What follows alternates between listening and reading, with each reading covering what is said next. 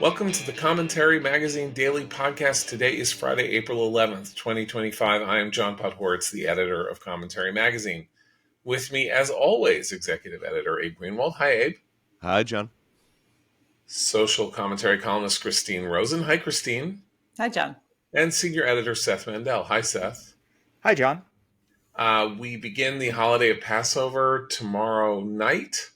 And there is some news or hopeful news or delusional news or penumbras and emanations that there might be a breakthrough with Hamas on hostages.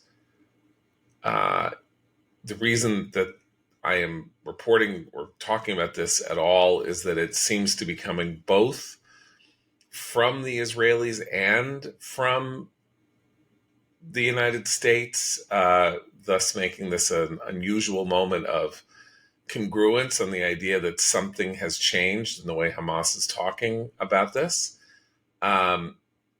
Seth, do you have any thoughts or hopes, or don't want to have football pulled away again?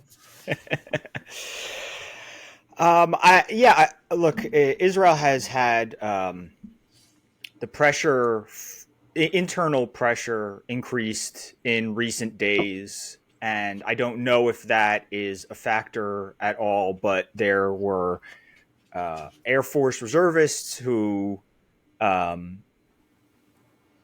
didn't threaten not to show up for their reserve duty, but publicly criticized the continuation of the war and said this is counterproductive to getting the hostages home.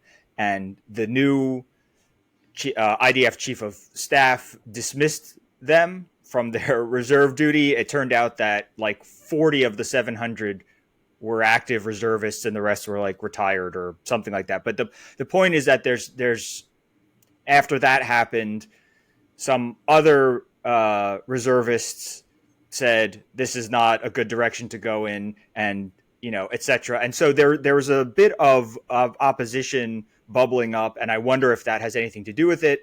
But it's definitely more pressure from the inside on the Israelis. As far as Trump is concerned, he's always wanted a deal, and I think that Steve Witkoff, the envoy, essentially, I think that he exists to make deals, and that's his sort of raison d'etre in the administration. And so he doesn't like to go too long without justifying his own existence, which is basically what I think he's trying to do.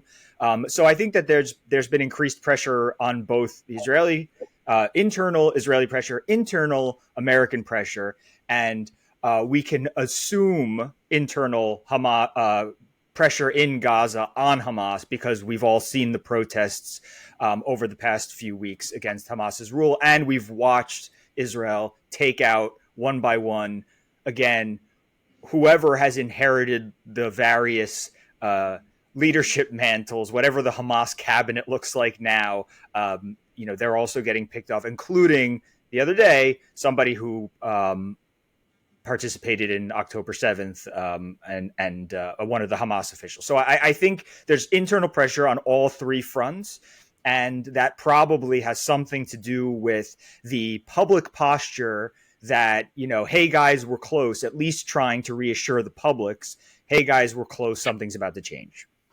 Well, that's disappointing if your analysis is correct, because it does suggest that nothing has changed other than the decision to say that things have changed, not that things have changed. And I was heartened because it sounded like things might have changed. But if you are adducing from internal Israeli domestic discord that the people who are leaking out about this are doing so in order to reassure the public in Israel that efforts are being made to release the hostages that don't really involve a change of heart or a desperation play on the part of Hamas to save itself from its utter destruction that we've seen fast approaching, then I would say there isn't much hope there, but who knows? And of course, the thing is, you mentioned Witkoff.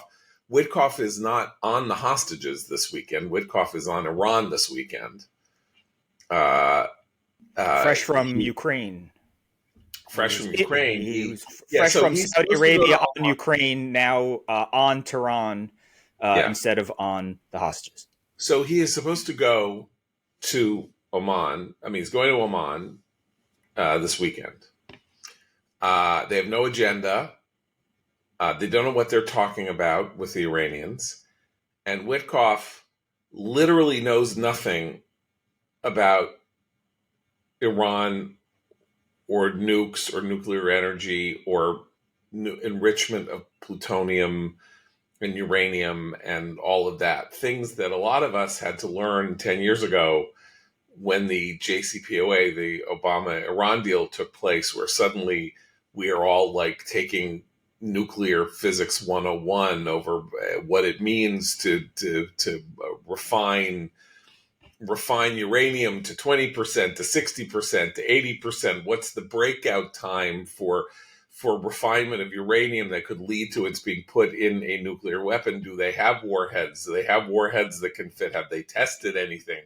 All of that suddenly, in 6 months of intense reading, a lot of us ended up sounding extraordinarily erudite about these matters. And Witkoff is not that person. And God knows who he's bringing with him, because for all we know, they fired everybody in the U.S. government who knows anything about nuclear weapons, the way the Doge firings have been working. So right. I don't know what that means. But to be clear, Witkoff is a major source for the hostage. He's the source for a lot of the optimism on the hostage deal. So wherever he is this weekend, he told the families, "We've got a serious deal on the table. It's a few days away, whatever it is." So he's got his hands still in everything, because I think Witkoff is the main reason people think that the Trump administration is optimistic about a deal. Okay, and that really that and a nickel will get you a cup of coffee with this guy, as far as I can tell. But there was we didn't get a chance to talk about this earlier in the week. There was an astoundingly disgraceful story in the New York Times that was clearly fed to them totally by Adam Borer, who was the sidelined number two, Steve Witkoff number two, who was the guy who was negotiating the last hostage deal. And the story was framed as the U.S. and Hamas were close, and Israel scuttled the deal on the hostages, according to 6 people named Adam Borer and his son Phil and his wife Judy and whoever else is in the Borer camp.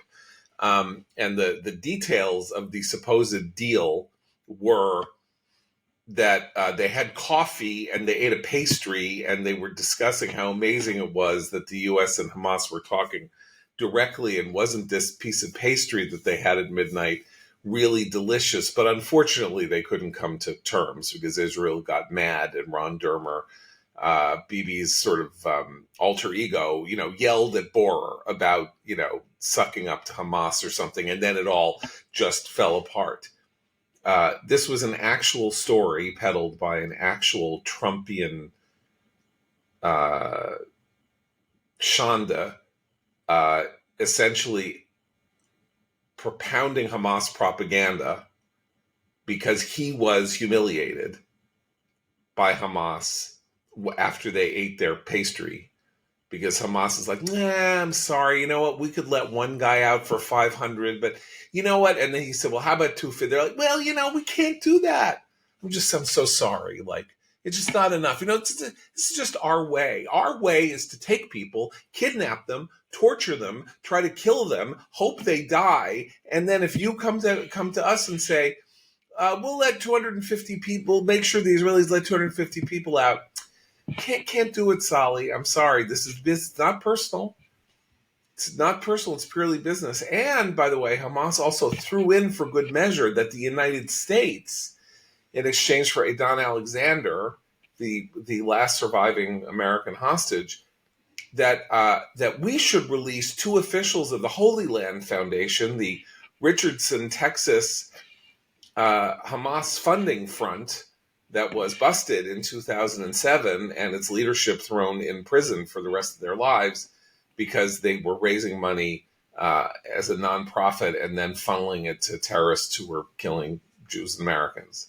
And so Hamas not only wouldn't accept 250 hostages for Adon Alexander, it also upped the ante with the United States, demanding that we release prisoners convicted in a court of law with a jury of, it appears, 12 people, so, and then we get this story in the New York Times that Israel scuttled the deal with Hamas. I mean, I really hope that guy, if he ever goes to shul, has eggs thrown at him from the women's balcony, is all I'm saying. Well, we're gonna have another version of this dance if Witkoff sits down in Oman with the Iranians. We're gonna have another version of this dance with Iran, because on Monday Trump said if they don't make some sort of deal, we're going to bomb them, a bombing like they'll never see. So again, the threat is issued.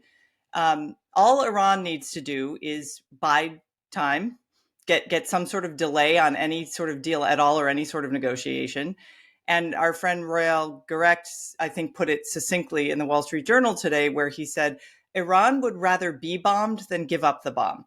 And if the Trump administration doesn't understand their position, which it sounds, I think, like they often don't. They're not deal makers in the same sense that Trump in The Art of the Deal talks about deal making. If he doesn't understand where they're coming from with this and the mistakes that American administrations have made in the past, most notably Obama, then they're going to eat our lunch again. And that's actually one of these situations, and he's done it with Xi with tariffs. Trump thinks that strong men respect him. But that is not what's going on in these negotiations. And I think the fact that they're sending Witkoff is very worrisome. This guy, the charitable explanation would be that he's spreading himself too thin. The actual explanation is that he doesn't really understand the complicated give and take of these regions and their history. So we'll see what happens with Iran. That's again, Trump loves to make the threat and then back off and say he won and made a good deal. That's not the way it works with Iran. I mean, he did say this is their last chance. And there'll be a bombing, we'll bomb them, but Israel will take the lead. So it's funny. It's like leading from behind. Did we get confirmation from Israel on this strategy that Trump has publicly announced? America has the bombs that are needed. America has the bombs that are needed to actually do this, but Israel will show them how to get there, I think is what he was saying. Yeah. But I'm sorry, didn't we just spend 15 years on the leading from behind strategy, making fun of Obama and the Obamans for talking about leading from behind? I mean, Trump literally said we'll lead from behind. Yeah, but I got to say, yeah, go ahead. I mean, that would be, I'll take it if even that comes to fruition, right, of course. Because like whatever he says doesn't mean, the thing about Witkoff is, whenever he goes and meets with a bad actor, he comes away completely gold. He fawns. He goes, my God, the painting that Putin commissioned for Trump and the Qataris are doing God's work. And, it's not even just that he doesn't know the details of a given situation. He becomes enchanted with the halls of power, wherever those halls are, or he is, tasked with, as Seth has pointed out, bullying the weaker power whoever they are, wherever he goes. And we just see the same dynamic play out over and over again. Like, Witkoff is sort of the Trump whisperer for the bad guys. Okay, I think that's right. Or to be more cynical, and not that he's necessarily gulled. He's got business interests in Qatar, and he is not himself. He's doing this, as a patriot to help the president of the United States, but like he's first and foremost a businessman who's kind of taking a leave from his business to do this, and isn't going to screw up his future by getting aggressive with a country that in which he seems to have billions of dollars at stake. So that's number one. Number two, there is this theory. It was the Jesse Jackson, Bill Richardson theory of negotiating, that you go somewhere to negotiate and then you suck up with the people you're negotiating with. You go and you give them you give them a nice thank you so much, you're so wonderful in every possible way, and your wife is so big. Like Jimmy Carter was always his lovely wife, Bashar al-Assad's lovely wife, so lovely, or Hafez al-Assad, excuse me, and Kim Jong Il, beautiful, their wives, beautiful, just enchanting. So there is this idea that the easiest commerce is to flatter somebody else and see if you can like get their wives to pillow talk them into helping whatever it is you're trying to negotiate with them. That's Jimmy Carter after the Carter presidency. I'm talking about when he would go and do this kind of Logan Act violating individual diplomacy game to get people out places or whatever. But so you could say that that's a strategy that he is pursuing, that Witkoff is not a sentimental person who liked Putin's painting. He just thought that would be a proper game to play. He just literally has had nothing to show for his negotiations. We've had like 2 or 3 major Witkoff negotiations. The situation between Russia and Ukraine is worse than it was before he started. Not that that's his fault, because Russia is just simply taking advantage of the administration's decision to make it clear that it doesn't really care what the outcome is here in Ukraine. And similarly with the negotiations with Hamas, where he just started yelling at Bibi, on Shabbos and giving him a hard time. But the Trump administration has a lot on its plate, and it is important to note that yesterday, one of it would now appear that its strategy to use the Alien Enemies Act of 1798 as its modality for dealing with the deportation of criminals has basically come full bore smashed into the wall of the Supreme Court, because the Supreme Court yesterday in a I guess a unanimous decision that then there were not decision, but in which there were a couple of corroborating opinions written, insists that in an unsigned order that Kilmar Abreu Garcia, the person that the administration acknowledges it wrongly put on the plane to El Salvador, that it must take steps to have him returned to the United States. The administration had taken this very peculiar line that it had kind of acknowledged that it had made the error, but now that this guy was no called longer it an administrative error, which suggested that the underlying justification for picking him up and sending him off in the first place was still fine, which is what the court was saying is not true. Right, but also that you can't then say, well, we don't have custody over him anymore. He's in El Salvadoran prison. What do you want us to do? And the attorney who wrote that brief, or the attorney who admitted that, was put on leave, right? As far as I remember. Yeah. They made it clear that we don't want people doing that again. Don't tell the court we made a mistake. The attorney who made that case in federal court was put on leave. Then somebody else basically said exactly the same thing, either to the Supreme, like there was no choice, but they had to acknowledge that they'd made an error here. The question was that the error had been made did not vitiate the policy. And effectively, the Supreme Court is now saying, yes, the policy is compromised, because it did say earlier in the week in a 9-0 finding that these people who have been sent on the plane to have the right of habeas corpus, like they can challenge their detention and deportation in a courtroom, and that the problem was that if that's the case, as Andy McCarthy explains in an extraordinarily, as usual, extraordinarily helpful piece, they filed in the wrong court. The immigration lawyers filed in the wrong court because they were judge shopping. And they wanted to get Judge Boasberg because they knew he would do what they wanted. But they had to file in the court physically closest to where the body, habeas corpus, right, have the body. where the body is. And if the body is in El Salvador, you have to file in southern Texas because that is the venue that is closest to where the body is if what you need to do is get the body back, not a court in Washington where there is a conveniently ideologically friendly judge. And so that's sort of common law forever. And so the lawyers did something ideologically convenient to them, but juridically wrong. However, all of this is going the way against Trump. Well, and I think we should. It's worth pointing out because as conservatives, we often criticize Democrats for doing this, which is instead of trying to pass legislation or do things through Congress, they do whatever they want and then ask the courts to basically decide.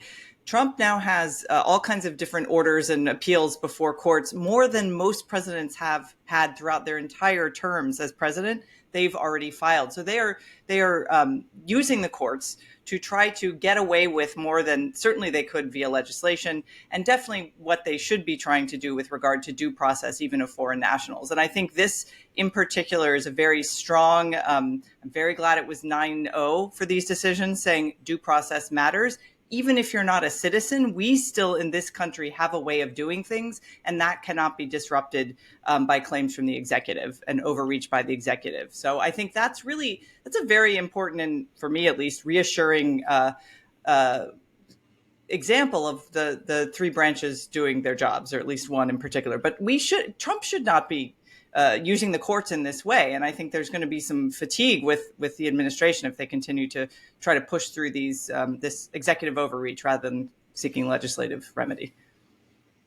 The central point of what Trump did is that he was attempting to follow along with his success in 2017 when he shut the immigration system down, as you'll recall, and then the Supreme Court found that under the terms of the 1952 National Security Act that the president had pretty much been granted this power by Congress to do this, and that saying that he didn't was a mistake. And this is the chutzpah of what they were doing in the last couple of months here, which is they're like, you know what, the National Security Act said this, but, there's this other act in 1978 that seems to give us another power, and the Alien Enemies Act.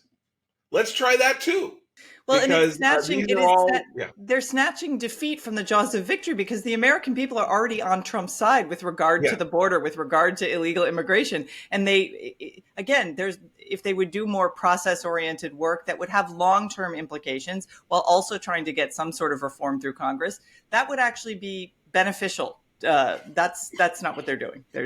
Sorry. I mean, I think that is a very important point. And maybe we can delve into this. So, Trump has these issues. He's 70-30. So when all this started, particularly campus stuff and all of that, the idea is, look, he's asking the liberals to throw him in the briar patch. This is what he wants, because if they really push for Muhammad Khalil and all of this, it just reinforces in the American people the idea that they are more on the side of the bad guys than the good guys, and that will be politically helpful to them. But chaos is not helpful to politicians. I'm sorry. I know people seem to think that because Trump is an agent of chaos is good, but chaos is fine, or Trump, no, whatever they Trump think he uses chaos as a strategy, but they're wrong about that. It's just chaos, which is not good. Chaos is not a ladder. For those of you who are fans of Game of Thrones, chaos is not a ladder, and Littlefinger is killed because he thinks chaos is a ladder eventually. So chaos is the opposite of a ladder, and I think the problem that is now facing the administration, particularly in relation to the tariffs, all of this is everything is starting to blend together in the idea that I keep using these Jewy terms because I am in Chicago for Passover with my wife's family, and so I'm very head up in this. But it's like a balagan. Everything is mushing together with everything else. The tariffs are a mess. There's 10, 15 different court cases. The Supreme Court is finding this. This is happening over here. And even the things that the public would support him on and does support him on, like the student visa stuff, or even like the idea that you can deport a green card holder if he expresses, if he seems to be providing material support to terrorist groups or whatever. It just all starts leaching together, and it's like, this is all just a mess. Well, it feels a bit like if you watch the NBA, if you watch professional basketball these days, you will notice, and even if you saw it in the NCAA tournament, it creeped in there too, the replay challenges have slowed down portions of games to where it's like watching golf at a certain point. Because they have increased the situations, the game situations that require it. It's like, if the court requires a recount in an election, if the difference is less than 0.5% or whatever between the candidates, there are increased situations where you have to review it and whatever late in the, and so it started to feel like this really exciting game, not exciting necessarily in a good or bad way, just things were moving fast, the chaos. It feels a bit like the chaos has slowed down because every order that the Trump administration puts out goes to court and then is reviewed pretty quickly by the Supreme Court. And so it feels like we're getting a, game time stoppage for replay review of almost anything he says now. And I don't know if that's ultimately going to end up helping him in a weird way, because it has slowed things. I think, and maybe the other Americans would think I'm crazy, but I feel like things have slowed down because of the courts. And unless the administration really starts losing the cases, not on habeas corpus, but, if they lose the Khalil case, that will be a major setback for the administration and its policies. If it's slowed down and then the court says, well, look, it's true what you say, you have wide discretion to revoke his status and send him back to Syria, then in the end, all that's happened is the administration will get the end policies it was looking for. Things will have been slowed down in the meantime, and the courts will essentially have sanctioned some significant part of whatever is driving these policies. Well, and politically, it doesn't make sense it's a conservative court. They're perceived by the public and certainly by the Democrats as already being on Trump's side. So repeatedly being told by the conservative court that actually we have due process. No, you can't do things this way. No, this act does not apply to what you're trying to do here. I love it because they're scolding him in the way that the founders of this country wanted the court to do. They're reviewing these acts, but it's also sort of a sideshow to what the court's usual work is. And so I think he's politically, and we saw this actually when Amy Coney Barrett did not rule with the conservative majority on a few of these cases, the attacks that she faced, the sort of vitriol online, which I hope she's not wasting her time reading, but was indicative, I think, of a segment of the MAGA coalition that doesn't really understand where the court's coming from and what its role is. So it just politically, it doesn't make sense to me that he keeps throwing stuff before the court in this way. I think, if you look at it in its totality, even beginning with our opening discussion about Witkoff's various failed negotiations and the state of Russia and Ukraine, this tariff insanity that we just went through, the court's pushback. If you look at it, if you sort of make a kind of scorecard so far, Trump is suddenly having, or not so suddenly, but is, I think, he's having problems in a lot of classes, right now. Like he's, I mean, what if you really take teacher conference is going to happen. The border stuff seems to be good, right? Like that, he's sort of cracked down in a way that's effective enough, that you could say, okay, that's, on the good, on the positive side of the ledger.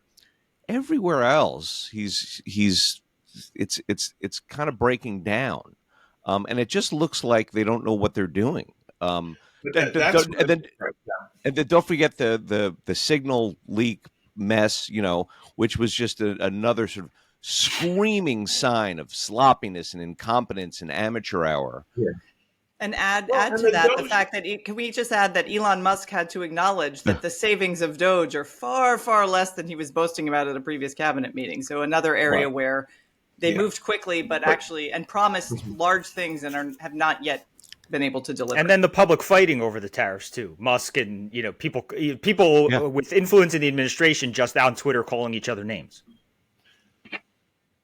But I mean, the tariffs are the central matter here, by which I mean that it's the most significant thing the administration has done by leaps and bounds. He has thrown the world economic system into disarray. Maybe it's temporary, maybe it's permanent, maybe an entire age of world cooperation has ended. Maybe we're overreading this because it just happened, and he'll back down on this just the way on China, the way he backed down on everything else, and it'll slowly piddle out because the consequences are just too great, and that he got to kind of play with the world economic system like it was a Tinker Toy set or like a big Lego, and then he couldn't figure out how to put it together, so he's just going to put it back in the box and sell it on eBay and go back to the way things were. However you slice it, it is not good. And I hesitate to say this is not an ideological finding on my part. I mean, I think the tariffs are a desperately stupid policy. I mean, affirmatively stupid policy. But that's not ideological. It is practical in nature. The goal is illusory, which is somehow to restore, heavy U.S. manufacturing, which we shouldn't want to do because we should want to lean into the 21st century as opposed to the 20th. And we should want to have the world's most advanced economy in terms of its extreme productivity and ability to interweave high tech with how things are made and create a different kind of industrial economy that benefits us in the long run and might in fact be the kind of thing that revolutionizes China and the rest of the world, simply because it's sort of like the Soviet Union in the 1980s. We're just going to so wildly advance them in terms of innovation that they'll have to cry uncle and give up. That's a generational thing. That's 1 or 2 generations. It involves things we don't even understand, like AI and how AI is going to work with things. But that's the promise, right? So I think it's desperately stupid. I'm not. But my thing here is not ideological. It's like, congratulations, you did this for 2 weeks. The market underwent gyrations of a kind that are incredibly destabilizing for a lot of people, and people start making big long-term decisions in panic that might be very injurious to them, and they're going to hold you responsible for having done this to them. This is actually where, because on most of his policy matters, we are in ideological agreement with what he's trying to do. But it speaks to Abe's consistent theme, which we have to figure out a way to turn into some pithy merchandise, about how nothing works anymore. And he was brought back in. We did, the American public, I mean, I'm talking about people who voted for Trump, did a kind of trust fall exercise and expecting him to catch them and kind of shift things, just fix what wasn't working. And we are like flat on our backs with a broken tailbone right now going, why didn't you catch us? It's very frustrating because all of the stuff we knew he was going to do tariffs. He campaigned on it. We knew a lot of this stuff. We knew his tough talk about the border, but all of it was expected to work. It's not working. And I think that's the frustration. And that's not ideological, as you say, John. That's just the frustration of an American public going, why doesn't anything we expect to have worked that has worked in the past work now? See, I think going to war with the cultural elite is a winner no matter what. Meaning, Okay, Yes. so he says he wants to put Columbia University, the entirety of Columbia University, into some form of receivership. Now, on the one hand, that's bonkers, right? It's bonkers because Columbia is a private institution. It is going to collapse of its own weight. That's already happening. It's had 3 presidents in 4 days. People can't go to class. The lunatics are running the asylum. Donations are way down. People aren't going to want to go there because it's such a mess and all of that. Like, then insisting that it, as opposed to just simply one department of it, goes into some form of receivership or supervision is a bridge too far. But I don't care. I don't care. Columbia is disgusting, and it deserves everything it gets. And let them. This is a power that he can sort of assert for legislative reasons. Yeah, but we should note, by the way, that Columbia would have to agree.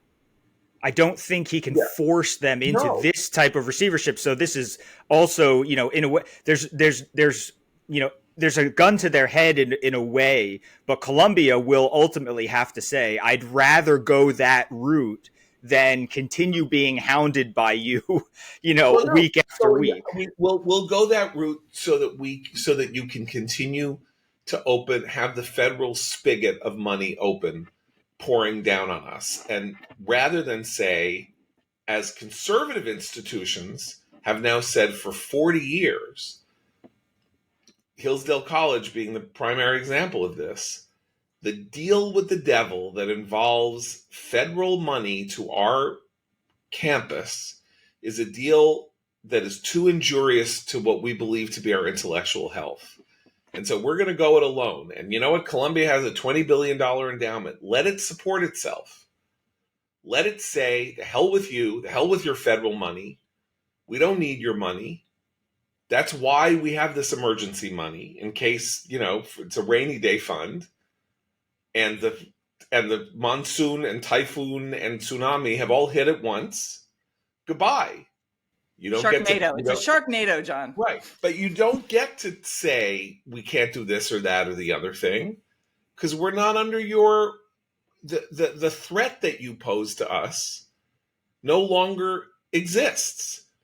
Now, it does to some extent, because just because you don't take federal money doesn't mean you're allowed to violate Title VI of the Civil Rights Act, which is really the animating force behind a lot of this. But nonetheless, if it's not, the deal with the devil is Trump wants them to do X, Y, or Z, and they could tell him to go stuff it. Let's see if they tell him to go stuff it. Let's see if Claire Shipman, the new interim president of the university, says, go stuff it. Or if she has already denied the appeal of a bunch of the students, which I think was the right move. She was the sort of place of final appeal, and she just said, nope, we're done. We've decided. Right. Which is the good. Hamilton Hall occupation. Yes. Very, very well done on her part. Right. So that's somewhat. Number 2 gets to Muhammad Khalil and some of these questions about the student visas and the green cards and all of that, which is, if you really want to play this out, this will be a huge victory for the administration in the right way, which is Marco Rubio's line as Secretary of State, even though this is like a domestic issue, is you do not have a right to be here as a student. It is a privilege. It is a grant. It is a gift that we're giving you. You apply. We say yes. You come in. You have to do and we can take it away from you. It's like we're inviting you into our home. Come to our home. You pee on the bed, and then you say, you know what? Go home. Get out of here. It's like you came home drunk. You did something. You trashed our guest room. Sorry, get out. You don't get to stay in my house anymore. Like, that is not. Mahmoud Khalil is not getting his deposit back. There you go. It's and as somebody, as I said last week, but I can't remember who made this point, but I thought it was so good. Is like, it was Sully, Mayor Soloveitchik. Like, he's only in jail because he won't leave. if he left, if it's like, I don't want to be in jail in Louisiana, I'm going to get on a plane and go back to Lebanon where I'm a citizen. I'll go back where I came from so I don't have to be in this jail. It's not like he's in jail because he was arrested and has to go through our justice system, and we wouldn't let him out until he went through, a criminal trial.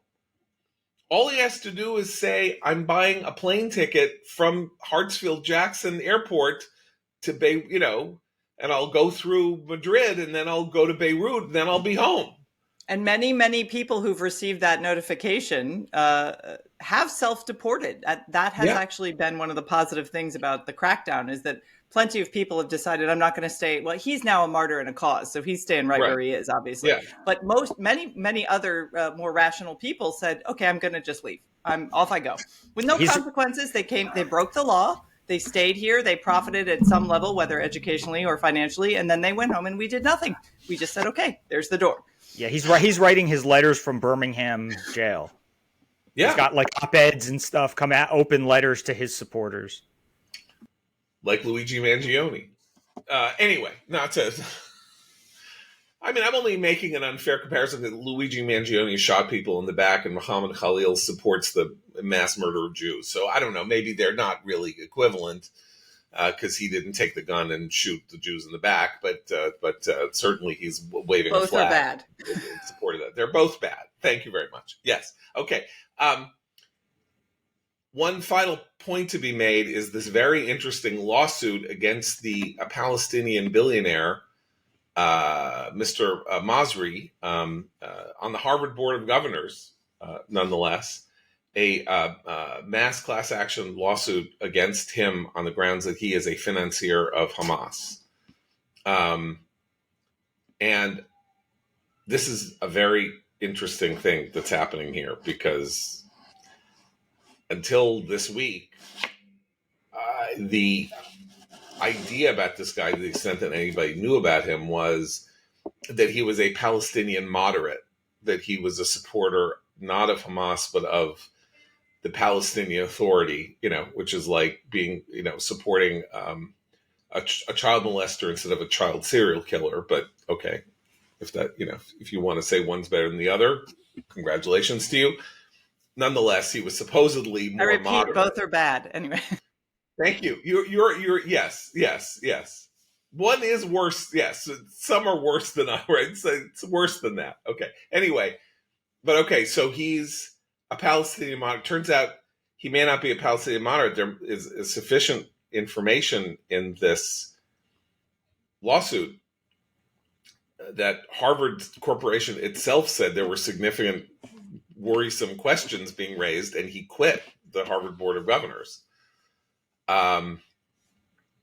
This could be a slow-acting poison of a very, very large nature, because it could mean that on American soil, an American citizen, just like the Holy Land Foundation, now this is a civil suit, not a criminal action, although, it could lead to criminal. I mean, if he's been hiding this fact, Americans are not allowed to provide material support to terrorists. That is a criminal act under U.S. law. It's pretty big. And it's an extension of the stuff that has been going on, where Jewish students have been suing universities for unequal treatment and viewpoint discrimination and various other things, into a larger realm that starts getting into what is the funding mechanism that has made this happen on these campuses over the last generation? Is it simply the ideological extension of Edward Said's Orientalism ideas as laid out by Eli Lake's recent brilliant podcast on Edward Said, the Columbia professor who wrote the seminal book on how the West looks at the East? Or was that the kernel of a financial, political, geopolitical strategy on the part of bad actors in the world to affect the opinions of the American elites as regards the Middle East and the things that they want? And a key part here is what we find out along the way in these lawsuits, right? Yeah, Discovery. Discovery That's where has they been. settle. They always settle before Discovery. Well, so, but the thing is that, I mean, that's true, that eventually, especially somebody like Harvard. Masry, yeah, I Harvard agree. didn't. But right, and also the AP yesterday, right? There was a story that the AP, the Associated Press, was sued by victim families of victims over its supposed complicity in the October 7th attacks, because Hassan Eslaya in particular was a freelancer that they had used before and used again, and we know that he was inside the Gaza envelope where the attacks were going on October 7th. We know that he was taking pictures and riding with Hamas, essentially. He does not, nobody has shown him wearing a press vest in any of these images. He's just a guy with Hamas and all that stuff. And so yesterday we found out that the Associated Press, through Discovery, emails came out that they were told that they internally had been notified in 2018 that Hassan Eslaya had these connections, right? I mean, that picture of Hassan Eslaya and Yahya Sinwar hugging that went around a year and a half ago, that wasn't taken recently. So in 2018, they had information that he was a bit too close, buddy with Hamas, and specifically in the emails that they had reason maybe to doubt his reporting and his reporting of the facts in his photojournalism, and they stuck with him. And there it was, 5 years later, and this happened. And so whatever happens in terms of a ruling on the AP's liability in the attack, we now know that news agencies knew there were red flags and kept using these guys all along. And so we're finding out things along the way that the rot is deeper, and the problem is deeper, and the problem is, systemic, and that it's institutionalized across all these places. It's institutionalized at the universities. It's institutionalized at the wire services and other news agencies. It's something that is, inside and going to take a lot more to clean up than, promising we won't use this one guy as a freelancer anymore. Yeah, it's completely diffuse, and you have all these various arms sort of helping each other out. There's the academic sort of groundwork, there's the Saeed stuff, but then you have all these nonprofits that kick into action, and these legal funds, and then you have administration. I mean, government administration. On the Democratic side, administration people always getting involved and helping out, and it's like what we hear about Khalil's security clearance in England or wherever else. It really is this vast architecture that has been built up over years in order to sort of establish facts on the ground, to sort of put people and institutions in places that make it hard to just bring a sledgehammer to. And we see all of it kicking in. And it's amazing how lax the U.S. sort of Homeland Security has gotten on this issue over the years. I mean, you would think. I mean, I know 9/11 was a long time ago, but was that long ago? It wasn't World War II. Like, shouldn't we still kind of be vigilant about this kind of thing? And John made the point a few weeks ago when we were talking about the lawsuits that it's taken the lawsuits to learn things that, Abe, as you say, maybe our security agencies should have picked up on.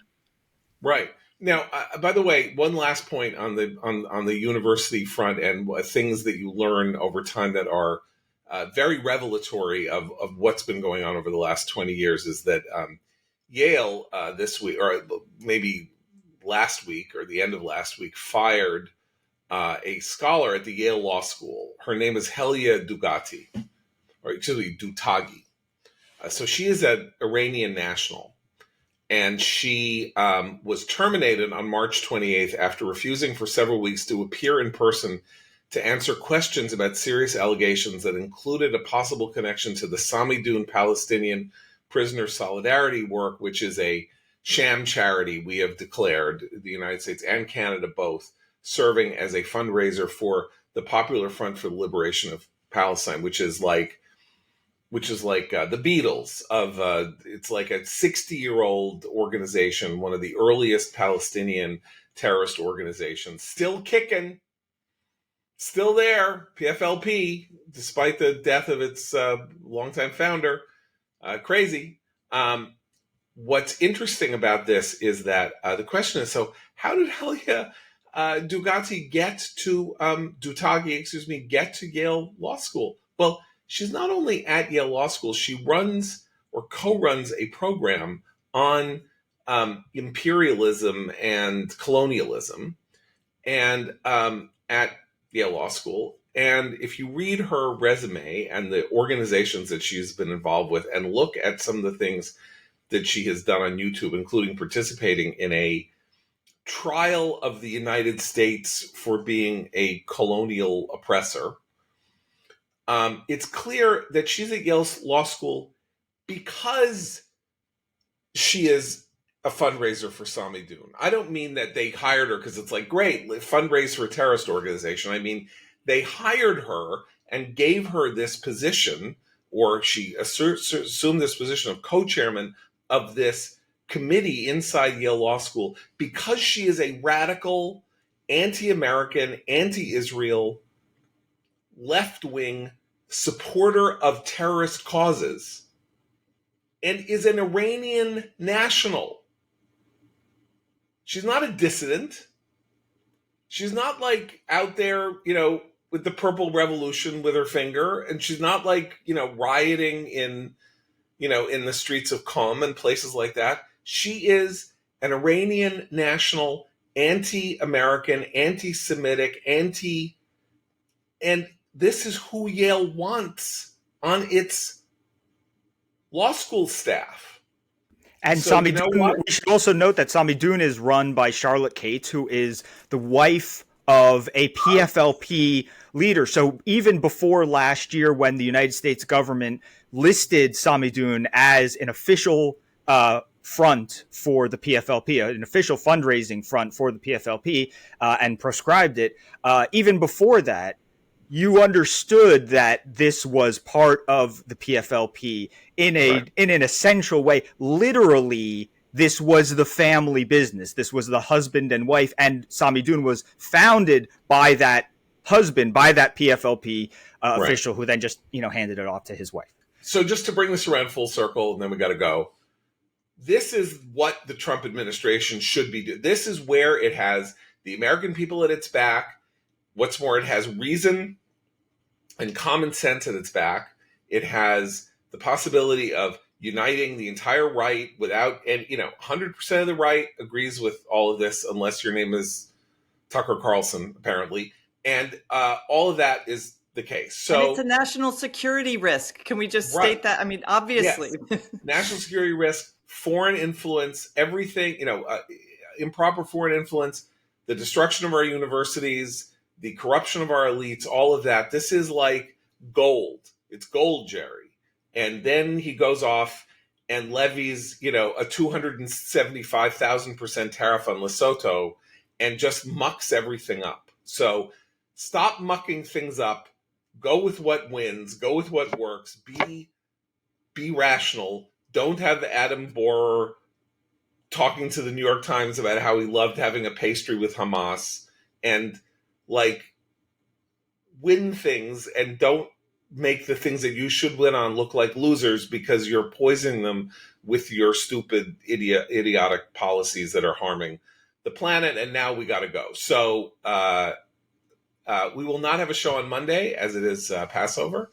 So we will be back on Tuesday. For everybody, have a Zis and Pesach. I hope all is the family enjoyed, and you have a Seder so thrilling that you stay up all night arguing like the rabbis in Bnei Brak, and that someone has to come and tell you that it's time for the morning prayers. And yes, I'm so pious today. It's crazy. That's a reference to a minor moment in the Passover Haggadah. Anyway, for Christine, Abe, and Seth, I'm John Podhoretz. Keep the candle burning.